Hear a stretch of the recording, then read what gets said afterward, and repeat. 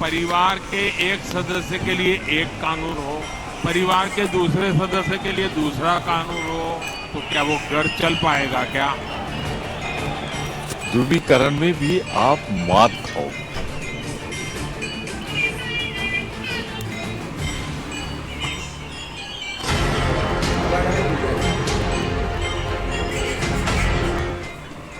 नमस्कार, आप देख रहे हैं आज तक। आपके साथ मैं हूं अंजना ओम कश्यप। वक्त दंगल का है। समाज नागरिक संहिता पर राजनीति और गरमाने वाली है इस अग्निकुंड में प्रधानमंत्री मोदी ने आज खुद घी डाल दिया और आग और भड़क गया है। आज पीएम भोपाल में थे, बीजेपी कार्यकर्ताओं के सवालों के जवाब दे रहे थे और इसी कड़ी में उन्होंने समान नागरिक संहिता का मुद्दा उछाला, राजनीति में भूचाल ला दिया है। हम आपको दिखाएंगे अपनी ये रिपोर्ट। हमारे साथ कई खास मेहमान जुड़ेंगे, लेकिन वक्त पर बीजेपी की तरफ से तमाम नेता ये मुद्दा उठाते रहे हैं, लेकिन आज प्रधानमंत्री नरेंद्र मोदी का खुद ये कह देना कि एक ही घर में, एक ही परिवार में हर सदस्य के लिए अलग अलग कानून रहेगा तो क्या घर चल पाएगा, बहुत मायने रखता है। सुधांशु त्रिवेदी जी राज्यसभा सांसद हमारे साथ जुड़ेंगे बीजेपी की तरफ से, अनुराग भदौरिया समाजवादी पार्टी की तरफ से। लेकिन इससे पहले कि हम चर्चा की शुरुआत करेंगे रिपोर्ट।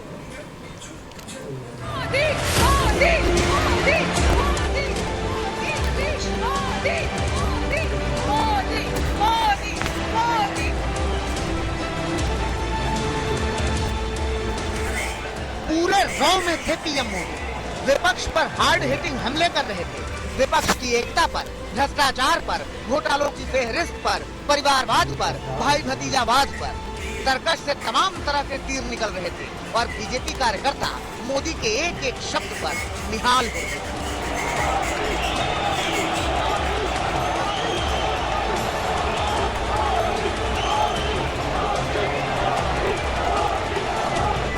तमाम मुद्दों पर हमला बोलते बोलते पीएम मोदी सबसे बड़े मुद्दे पर आए, समान नागरिक संहिता के मुद्दे पर। इशारे इशारों में पीएम ने जो कुछ कहा, किसी बड़ी पिक्चर के ट्रेलर से वो कम नहीं।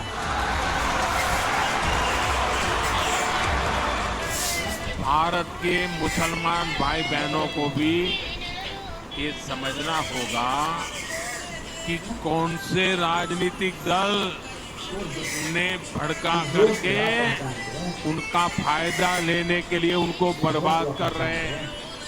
आजकल हम देख रहे हैं कि यूनिफॉर्म सिविल कोड के नाम पर ऐसे लोगों को भड़काने का काम हो रहा है। आप मुझे बताइए, एक घर में परिवार के एक सदस्य के लिए एक कानून हो, परिवार के दूसरे सदस्य के लिए दूसरा कानून हो, तो क्या वो घर चल पाएगा क्या? फिर ऐसी दोहरी व्यवस्था से देश कैसे चल पाएगा?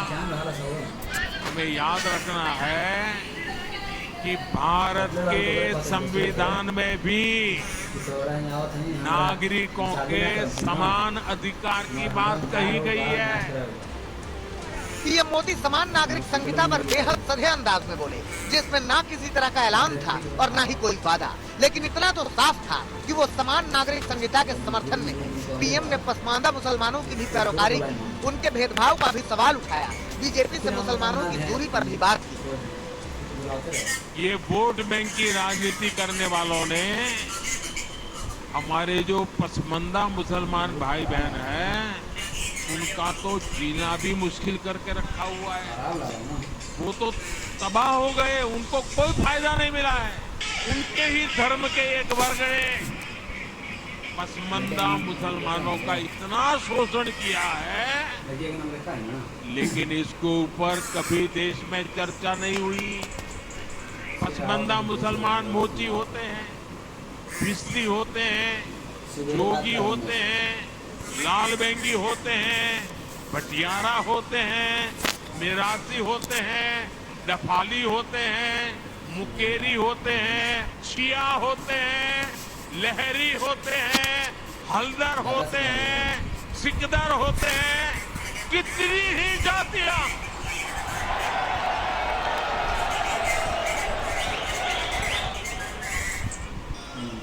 ये सब इतने पिछड़े रहे हैं, इनके साथ इतना भेदभाव हुआ है।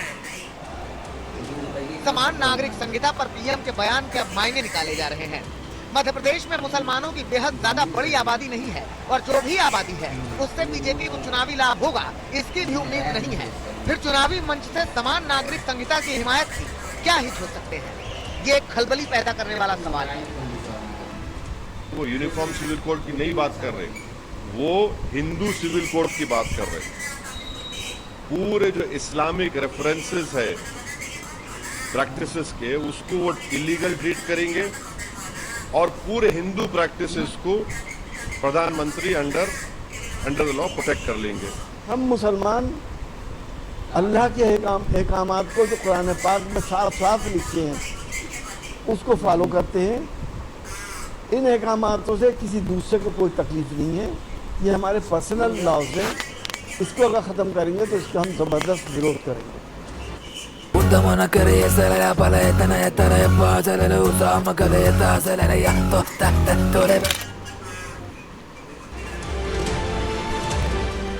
कर्नाटक के नतीजे ताजा हैं। वहाँ कांग्रेस ने मुसलमानों का अपने पक्ष में ध्रुवीकरण कराने में कामयाब रही थी, लेकिन मध्य प्रदेश की हकीकत अलग है। यहाँ कांग्रेस सॉफ्ट हिंदुत्व की तरफ झुकती दिख रही है। प्रियंका गांधी नर्मदा आरती कर रही हैं, कमलनाथ हनुमान जाप करा रहे हैं।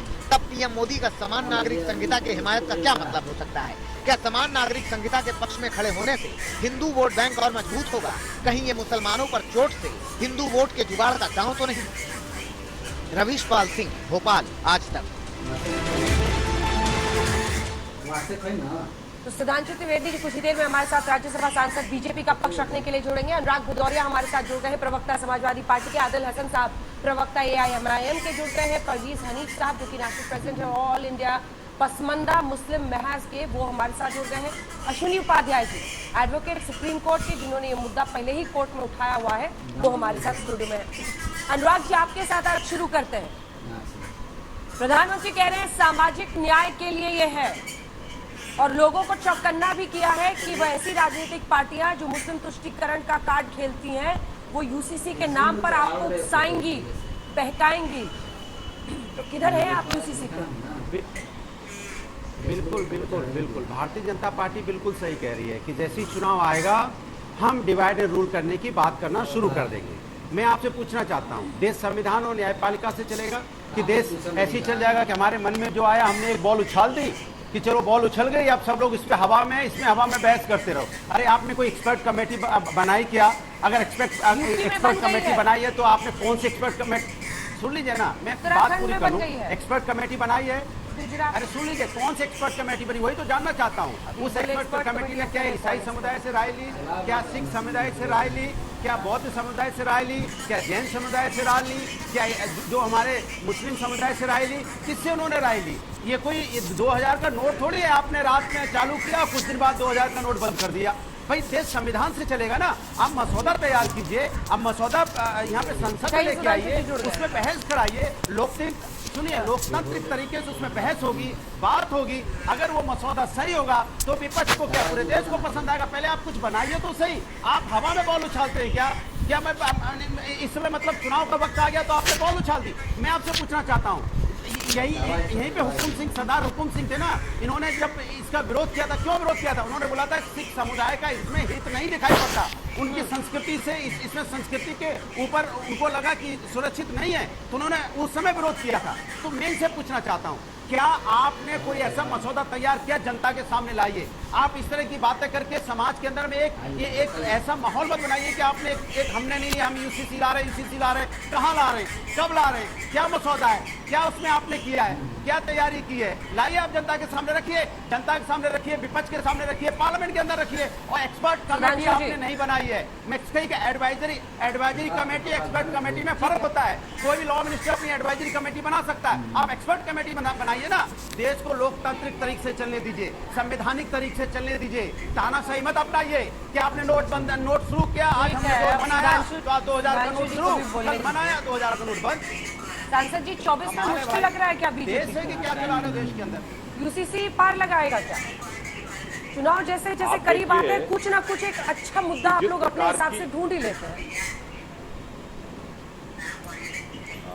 अंजना जी, पहले तो मैं कहना चाहूंगा, भारत को लोकतंत्र की जननी कहा जाता है और सबसे बड़ी डेमोक्रेसी कहा जाता है, पर ये लोकतंत्र की पहेली भी है। जहां समानता का मुद्दा विभेद का माना जाता है और विशेषाधिकार का मुद्दा धर्मनिरपेक्षता का माना जाता है। ये मेरे विचार से एक लोकतंत्र के लिए एक टेस्ट केस है पूरी दुनिया में। अगर आप इक्वलिटी की बात कह दें तो यह माना जाता है कि साहब ये तो कम्युनल पॉलिटिक्स हो गई। और अगर आप ये कह दें कि एक कम्युनिटी को पूरी ताकत मिली देनी चाहिए, सारे स्पेशल राइट्स मिले रहने चाहिए, ये सेकुलर पॉलिटिक्स।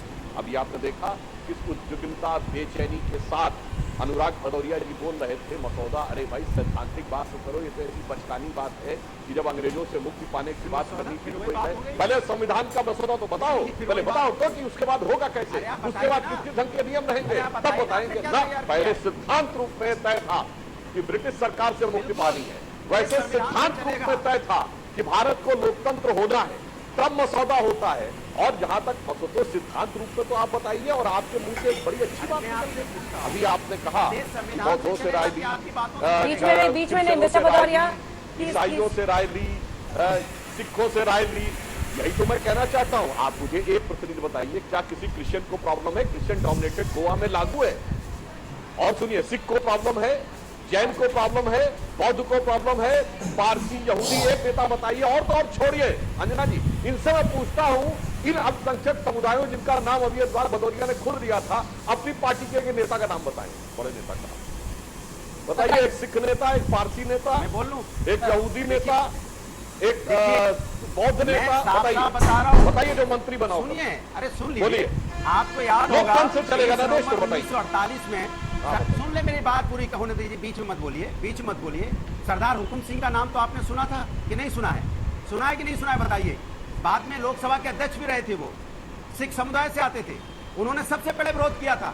उन्होंने कहा था कि इससे सिख समुदाय के हितों का उपेक्षा होती है। ये मैं गलत कह रहा हूं तो बताइए आप। तो इस तरह की बातें करके, और सुन लीजिए आप, कि मुंशी साहब ने क्या कहा था, क्या मुंशी साहब ने कहा था, उन्होंने तो बड़ी दिलचस्प बात बोली थी। उन्होंने कहा था भारत के कुछ हिस्सों में मयूर कानून लागू होता है, कुछ हिस्सों में मिताक्षर कानून लागू होता है, कुछ बंगाल में उस समय दयावार कानून लागू होता था। आप बताइए किस कानून के तहत लाना चाहते हैं? तो हम आपसे पूछना चाहते हैं, आप समाज के अंदर में ये डिवाइडर रूल क्यों? मैं पूछना चाहता हूँ, 9 साल की सरकार में आपने कोई काम नहीं किया। आप महंगाई बेरोजगारी पे आपने कोई काम नहीं किया, महिला सुरक्षा पे कोई काम नहीं किया। आज आप यूसीसी की बात करते हैं, लेकिन आपकी हिम्मत नहीं होती। बांटो और राज करो की नीति है आपकी। ठीक है, आपने एक शब्द नहीं बोला था, वो महिला पहलवान जो देश की बांटो और राज करो की नीति का एक्सटेंशन है यूसीसी कह रहे हैं वो। फिर ये देखिए, फिर ये जोशो जुनून में बोलते जा रहे हैं। अनुराग भदौरिया जी अभी आज तक चैनल पे बैठे हैं ना, अभी इस प्रोग्राम से जस्ट पहले दिखाया गया है कि भारत में करंट अकाउंट डेफिसिट 0.2% पे आ गया है। और ये बताया गया है कि भारत, इसी चैनल पे 15 मिनट पहले इंटरनेशनल रिपोर्ट है कि लगातार 3 साल देश दुनिया की सबसे तेजी से बढ़ती अर्थव्यवस्था रहेगा 6.7% के साथ है। यही तो मजे की बात है, मुद्दे की बात तो करने की स्थिति नहीं। और यहाँ पे फिर मैं कह रहा हूं अंजना जी, जिसको ये मुद्दे की बात कहते हैं, फिर भारत में डेमोक्रेसी एक टेस्ट केस है कि जिसको कहते हैं जीवन की मूलभूत आवश्यकताएं यदि किसी समाज को दी जाए, कोई नहीं कहता कि 70% माइनॉरिटी के वो लोग हैं जिनको किसी न किसी एक मोदी सरकार की योजना का लाभ मिला है। क्या तरीका है बार बार बोलने का? आपकी आवाज नीची है अनुराग जी। अनुराग जी देखिए, मैं हमेशा गेस्ट को कहती हूँ, जब आप आज तक पर आते हैं तो एहसास रखिए कि आप आज तक पर बैठे। शाउटिंग मैच करना हो तो कहीं और जाना पड़ेगा। इसलिए अनुराग जी आपसे रिक्वेस्ट कर रही हूँ, हमली जब नाम लिया जाए वही मेहमान बोले एक बार में। अन्य 5 लोग हैं, वो सब भी अपने विवेक का इस्तेमाल कर रहे हैं और चुप है, अपनी बारी का इंतजार कर रहे हैं। आप भी कृपया करें। सुधांशु जी 2 लाइन में बात पूरी कीजिए। हाँ, मैं संक्षेप में अपनी बात पूरी, बस 2 लाइन में बात समाप्त करता हूँ। देखिए, भारत में एक और बात है, समानता जानते कहाँ होती है कि जब मोदी सरकार ने गरीबों के लिए जो योजनाएं दी हैं, मुस्लिम समाज के 70% लोग हैं जिन्हें कोई ना कोई एक योजना का लाभ जरूर मिला है। किसी ने नहीं कहा कभी सेक्युलरिज्म के सूरमा ने कि ईमानदारी से सबको सब कुछ दिया है। जो कहते हैं ना, मुद्दे की बात करो, गरीबी, बेरोजगारी, गैस, स्वास्थ्य, पढ़ाई लिखाई, तब ये बात नहीं करते। इनको केवल उसी में विशेष चाहिए कि ये कहते फलाने से चला। भाई 1948 में क्या लागू हो गया था क्या? 1948 में, अभी आप कहते हैं 1948 में आप चले गए। अरे संविधान बनाई 26 नवंबर 1949 को है जाके, ये 1948 में कॉमन सिविल कोड कोड करने लगे। आदिल हसन साहब अभी से ही वैसी साहब को बहुत ज्यादा परेशानी होने लगी है। वो यूसीसी को हिंदू कोड कह रहे हैं, इसका क्या मतलब है? समान नागरिक सच्चाई कह रहे हैं ना, संहिता। प्रधानमंत्री प्रधानमंत्री पासमानदा की बात कर रहे हैं। बॉम्बे हाई कोर्ट ने 5% मुस्लिम कम्युनिटी में बैकवर्ड को रिजर्वेशन दिया, प्रधानमंत्री लागू करवा दे, वहां भाजपा की सरकार है। अमित शाह जी तेलंगाना में जाके बोलते हैं कि यहाँ 4% रिजर्वेशन है, उसको खत्म कर देंगे। कर्नाटका में आपने खत्म कर दिया। जुनैद नसीर के यहाँ जाते नहीं है, तबरेज अंसारी को मारा जाता है तो आपके मंत्री फाइनेंस, पूर्व फाइनेंस मिनिस्टर जो जेल से निकलता है उसको माला पहनाते हैं। नजीब जंग, अरे ये 5 रटी लाइनें हैं। आप बैठे हो, वारिस पठान बैठे हो, मैम मेरे साथ सवाल तकलीफ कुछ हुआ है कुछ। ना, अरे आप भाई रिजर्वेशन क्वेश्चन दे दीजिए। पेपर तो देखिएगा, आप रिजर्वेशन दे दीजिए ना, क्वेश्चन पेपर देख के आंसर जवाब दिखा कीजिए ना। हाँ, बोलिए। ये रटा है, आंसर शीट लेकर बैठ जाते हैं आप लोग, पढ़ना शुरू कर हाँ, देते हैं, बोलिए। एक लाइन एक टिक मार्क, एक में नहीं, जब मेरे तक साथ नाम ले तकलीफ लिया हुआ है ना सबका मैडम, काम उस खत्म। पर चर्चा नहीं होता। पासमानदा आप कर रहे हैं, पासमानदा उसी पर पहले पासमानदा का को रिजर्वेशन दे दीजिए। अरे सर प्लीज सवाल हाँ। तो सुने, मैं आपसे जो पूछ रही हूँ वो बताएं। पहले ब्रॉडर स्पेक्ट्रम पे तो हाँ, जवाब बोलिए, दीजिएगा बोलिए। कि आप हिंदू सिविल कोड इसको क्यों कह रहे हैं? हाँ, यूनिफॉर्म बोलिए। सिविल कोड है जब, तो उसको हिंदू कोड क्यों कह रहे हैं? हिंदू सिविल वैसे कोड ही। इसलिए कह रहे हैं कि आप अनडिवाइडेड हिंदू अनडिवाइडेड जो फैमिली को 3,000 करोड़ का आप टैक्स रिबेट दे रहे हैं। आप चाहते हैं मुसलमान को एक फ्रेम में बांध दें। आप पाकिस्तान से एग्जाम्पल लेना चाहते हैं क्या? प्रधानमंत्री पाकिस्तान से प्रेरणा लेंगे? अब प्रधानमंत्री को पाकिस्तान दिख रहा है। आप देश की बात कीजिए, नागालैंड और मिजोरम में कल्चरल राइट है, उसको खत्म कर देंगे प्रधानमंत्री? आप ही बतलाइए, क्या मामू और भांजा में साउथ इंडिया में भांजी में शादी होता है वो बदल देंगे? कहीं अग्नि का होता है, कहीं माला पहनाया जाता है, प्रधानमंत्री बदल देंगे? गोवा में अलग है, हर जगह हिंदुस्तान में 50-50 किलोमीटर पे कल्चर अलग है, वेशभूषा अलग है, खान पान अलग है। प्रधानमंत्री सबको एक कर देंगे। इंडिया की खूबसूरती, भारत की खूबसूरती प्लूरलिस्टिक है, हर जगह यहाँ अलग रंग, अलग बाप, तो यही बोलना चाहिए ना, बार-बार मुसलमानों को देश से डराते क्यों हैं आप लोग कि हिंदू कोड आ जाएगा? चोखा चलता है, हैदराबाद में बिरयानी चलता है। हाँ? ठीक है, एक छोटा सा जवाब उसके बाद सुधांशु जी आ रही हूँ। सबको एक बॉक्स में डाल वो देंगे कह रहे क्या? विविधताओं का देश है और उसका सम्मान करना ही पड़ेगा भारत जैसे देश में। नहीं, इतनी विविधताओं देश का की शायद ही खूबसूरती कोई है देश ये। हो। अंजना जी, पहली बात तो आज तक के चैनल पे दर्शकों को मिसलीड करने की कोशिश हो रही है। कॉमन सिविल कोड आएगा, शादी विवाह की उम्र सबकी समान हो जाएगी, इसमें रिलीजन कहाँ से आ गया? कॉमन सिविल कोड आएगा, grounds of divorce, procedure of divorce सबका एक जैसा हो जाएगा, सबका कोर्ट के जरिए होगा, सबका मीडिएशन होगा, उसके बाद फैमिली कोर्ट में मैटर जाएगा। इसमें कहाँ से आ गया रिलीजन? आ गया। कॉमन सिविल कोड आएगा, सबको गुजारा भत्ता सबको मिलेगा। अभी कुछ लोगों को मेहर की रकम मिलती है 10,000 15,000, कुछ लोगों को 10-10 साल तक गुजारा भत्ता मिलता है। तो एक बीच का रास्ता ऐसा होगा जो सबके लिए लागू होगा। कॉमन सिविल कोड आएगा, अगर नपुंसकता के आधार पर तलाक होगा, बाजपन के आधार पर तलाक होगा या कोड के आधार पर तलाक होगा तो सबका होगा, नहीं होगा तो किसी का नहीं होगा। कॉमन सिविल कोड आएगा तो देश की सभी बहन बेटियों को बच्चा गोद लेने का अधिकार मिल जाएगा। मुस्लिम बेटियां बच्चा गोद नहीं ले सकती। कॉमन सिविल कोड आएगा, उनको भरण पोषण का अधिकार मिल जाएगा। आज के दिन मुस्लिम बेटियों को नहीं है। कॉमन सिविल कोड आएगा, सुनिए प्लीज सुनिए, डिस्टर्ब मत करिए, मैं आपको लीगल पॉइंट बता रहा हूँ, लीगल पॉइंट बता रहा हूँ, सुनिए ध्यान से। कॉमन सिविल कोड आएगा अंजना जी, विरासत का अधिकार एक समान सबको होगा, वसीयत का एक समान अधिकार सबको मिलेगा, एक पति एक पत्नी का नियम सब पे लागू होगा, हम दो हमारे दो सब पे लागू होगा, माता पिता की देखभाल का अधिकार सबको मिलेगा। तो जहां पे इसका रिलीजन से कोई लेना देना नहीं, हिंदू अपना जैसे साथ फेरे लेते रहेंगे, मुस्लिम जैसे अपना निकाहनामा पढ़ते रहेंगे, क्रिश्चियन जैसे चर्च में जाके शादी करते रहेंगे, सिख गुरुद्वारा में अपनी शादी करते रहेंगे, उससे क्या लेना देना? अरे 10 चीजें हैं जो आपकी कॉमन होनी है। परवेज हनीफ साहब, जल्दी से एक कमेंट आपसे, क्योंकि आज प्रधानमंत्री ने पसमानदा मुसलमानों का खास तौर पर जिक्र किया, उनके खिलाफ हो रहे अन्याय का।